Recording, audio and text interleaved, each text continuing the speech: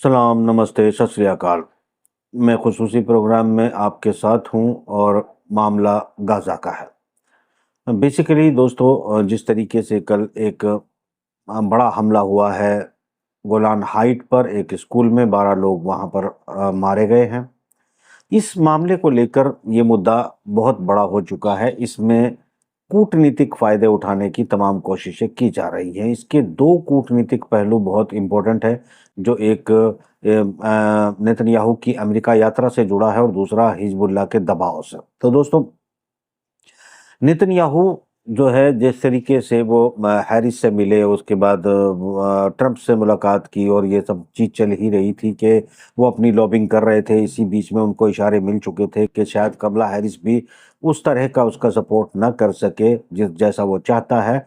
और अलबत्ता जो कुछ बात होनी थी वो हो चुकी है। ट्रंप ने वाज़ेह कर दिया कि युद्ध वाइंड अप आपको करना पड़ेगा। और साथ-साथ ट्रंप ने ये भी कहा है कि कमला हैरिस अगर आती है तो अगली दुनिया जो है वो थर्ड वर्ल्ड वॉर की होगी और थर्ड वर्ल्ड वॉर करा कर मानेगी कमला हैरिस। तो उसके पीछे फिर कभी ज़रूर बात करेंगे, क्योंकि इसके पीछे भी एक लंबी कहानी है। फिलहाल हम इसी मुद्दे पर रहते हैं और मुद्दा ये है कि ये जो हमला हुआ है जिसका इल्ज़ाम हिज़्बुल्लाह पर लगाया गया है, हिज़्बुल्लाह ने बिल्कुल इस पे इसके इल्ज़ाम को अपने ऊपर लेने से मना कर दिया है। जबकि अगर वो कहीं पर हमला करते हैं तो वो सीना ठोक कर कहते हैं कि ये हमला हमने किया है। मगर सिविलियंस पर हमला जो है कोई नहीं करता सिवाय इजराइल की फौज के। तो सिविलियन को हर कोई बचाने की कोशिश करता है। इजराइल की एक फौज है जो सिर्फ और सिर्फ सिविलियनों पर हमला करती है। और जब उसके अपने सिविलियनों पर भी हमला हुआ है तो हमारा कैलकुलेशन ये कहता है कि हमला खुद इजराइल ने करा है, जिससे नेतन्याहू को मुंह छुपाकर फेस सेविंग के साथ वहां से भागने का एक मौका मिला है।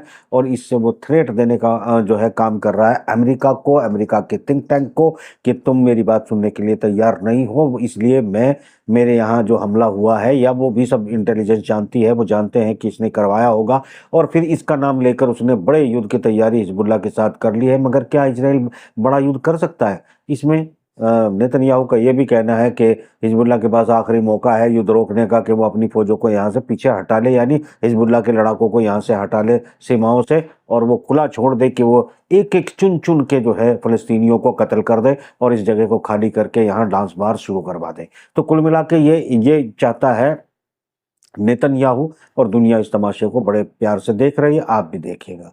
तो सब मुद्दा बड़ा क्लियर होता जा रहा है कि हिजबुल्लाह के साथ एक बड़ी युद्ध की शुरुआत करना चाहता है नेतन्याहू। और नेतन्याहू को ये पता है कि मजबूरी में अमेरिका को उसका साथ देना पड़ेगा।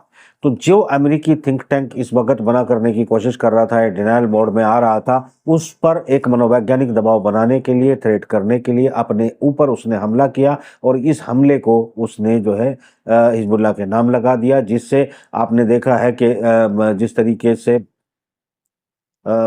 ओलंपिक में के चलते वक्त एक दिन पहले वहाँ पर हमला हुआ था, साइबर हमला हुआ था, उसके बाद फिर लाइट भाग गई थी। वो तमाम केस ईरान के नाम लगाया गया, ट्रंप के हमले को ईरान के नाम लगाया जा रहा है हर काम में। यानी हिजबुल्लाह ने जो हमला किया है उसके जो हथियार है उनकी शमूलियत ईरान के साथ है, ईरान के कहने पे हमला। कुल मिलाकर जो टारगेट है इस वक्त नेतन्याहू का ये है कि ईरान के साथ फुल फ्लैश वार को शुरू करवाया जाए, अमेरिका को, नाटो को ईरान के खिलाफ युद्ध में झोंका जाए, जिसके कारण चीन और रशिया को मजबूरन ईरान को बचाने के लिए इस युद्ध में सामने आकर उतरना पड़ेगा और थर्ड वर्ल्ड वॉर शुरू हो जाएगा। यही नेतन्याहू का, थिंक टैंक का, उनके रब्बियों का, उनके धर्मगुरुओं का स्पष्ट टास्क है कि दुनिया को थर्ड वर्ल्ड वॉर में ले जाया जाए।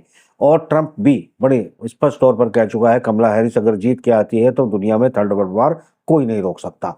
तो इधर दूसरी तरफ पुतिन भी ऐसी सिचुएशन में हैं कि पुतिन पूरी तरह से ये बात समझते हैं कि जो यहूदी लॉबी है, अमेरिका की, ब्रिटेन की जो हथियार लॉबी है, और जो नेतन्याहू इजरायली थिंक टैंक और इनके धर्मगुरु हैं, ये दुनिया को किसी भी कीमत पे थर्ड वर्ल्ड वॉर में ले जाना चाहते हैं, लेकर जाएंगे। और ट्रंप के आने से पहले पहले ये कोशिश की जाएगी। यही वजह है कि चाइना के साथ मिलकर एक बड़ी फ्लीट तैयार करके, जिस तरीके से रिहर्सल चल रही है, जिस तरह क्यूबा में अपने जहाज़ों को पहुंचाया है और जिस तरह बम वर्षक जो है वो पहुंचाया, घूम के आए हैं अलास्का में, और जिस तरह एक अगली रिहर्सल की तैयारी में हाइपरसोनिक मिसाइलें अपने जो बहरी बेड़े हैं उनके ऊपर तैनात रशिया कर रहा है। उससे स्पष्ट संदेश है कि अगर तुम दुनिया को थर्ड वर्ल्ड वॉर की तरफ लेके जाएंगे, यानी कि तुम अगर ईरान के बहाने थर्ड वर्ल्ड वॉर करना चाहते हैं, तो तुम्हें इसका जवाब अमेरिका में भी दिया जाएगा, इजराइल में भी दिया जाएगा, ब्रिटेन में भी दिया जाएगा।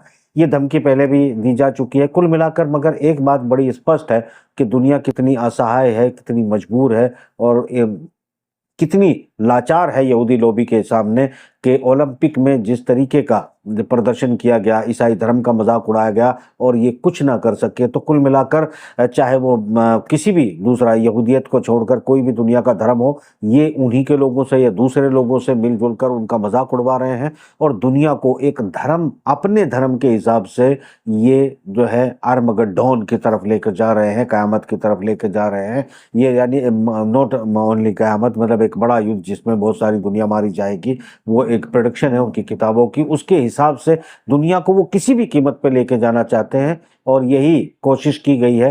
ये स्पष्ट है कि ये इजराइल ने खुद हमला किया है अपने लोगों पे, वो अगला हमला अपने बच्चों पर भी कर सकते हैं और इसके बहाने पूरी दुनिया को थर्ड वर्ल्ड वॉर में ले जाने की कोशिश करेंगे। मगर जहां तक इसमें लब्बो लबाब ये निकल के आता है कि अगर एक कदम इजराइल और आगे बढ़ाता है, जबकि इजराइल ने लेबनान पर हमले किए हैं, स्ट्राइक की है, मुझे लगता है कि लेबनान भी कभी इसका बहुत माकूल जवाब देगा। अभी शायद इंतज़ार करेगा, इंतज़ार करने के बाद जैसे हमले बढ़ेंगे तो शायद फिर वो उसके बाद फुल फ्लैश जंग में उतरेगा। और अगर हिजबुल्लाह अब की बार बहुत बड़े पैमाने पे युद्ध में आता है, तो फिर मुझे लगता है कि सिविलियंस और इस तरह के संगठन जो फ़लस्तीनियों की मदद करना चाहते हैं वो मैदान में आ चुके होंगे। और शायद मुझे ऐसा लगता है कि इजराइल अपने आखिरी चरण में दाखिल हो चुका है और अगर नेतन्याहू अपनी हरकतों से बाज ना आया तो शायद मैं ये बात कैलकुलेट कर पा रहा हूँ कि अब इजराइल के अपने वजूद के खात्मे के दिन नज़दीक आ चुके हैं। इस प्रोग्राम में इतना ही। बहुत बिजी सा हूँ और नज़र बनी हुई है, कल फिर कोशिश करेंगे कि लंबा इस पर कोई विश्लेषण किया जाए। फिलहाल इजाज़त दें।